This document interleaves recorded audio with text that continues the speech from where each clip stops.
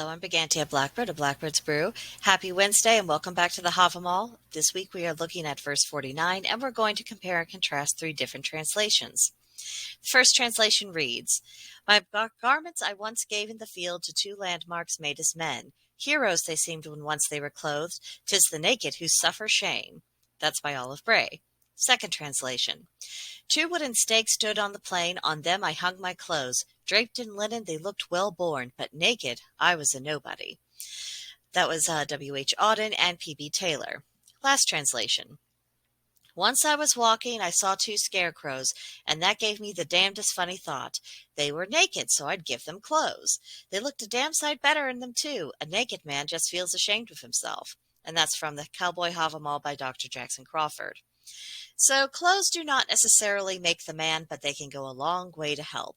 Appearances have significance, and they do impact how we are perceived and treated. And I realize that is not a popular thought, and many people rail against even the slightest hint that perhaps there are standards of dress, that maybe they serve a purpose, or that even dressing at all is something that's beneficial. But regardless of our personal views on the topic, it does not change the reality that throughout human history, for both practical and aesthetic reasons, every civilization has had its customs regarding dress and grooming. The way people present themselves communicates something to others, whether we want it to or not, whether we think it should or not. It happens. This is part of human nature and outside of our control. But what is within our control is what message we choose to send. What do we intend to tell people about ourselves? And this goes beyond even the clothes we wear and to what occasions. Our deportment also plays a significant role. But there's another layer to this verse that's worth contemplating. Besides nakedness of the body, what about nakedness of the soul? It is increasingly common for people to share their every thought and every impulse very, very publicly. And what's even more alarming, there are people who genuinely believe that if any information is kept to themselves, that somehow constitutes that they are keeping secrets, withholding valuable information, or that they are lying to people.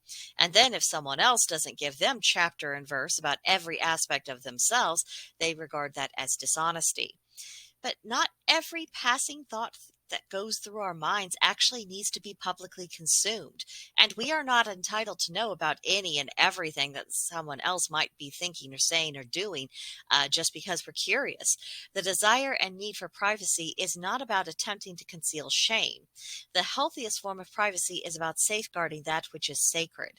And that is what is most personal to us. That is the sacred. And we do well to be choosy about who and in what manner that is shared, if it is shared at all.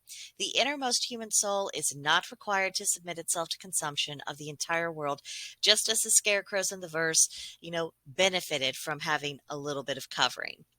So that was my take on this particular verse. I would like to know your own thoughts about it. Let me know in the comments section what you got out of this verse, where your thoughts led you to, if you did a deeper meditation on it, what fruit that yielded. I would really be very interested. And if you'd like to have a more long-form discussion, please come see us on Gilded. Our server name is Blackbird's Brew. There's a link to join us in the description box below, and you would be very welcome to be among us. But that will do it for now, and I will see you next time. Bye.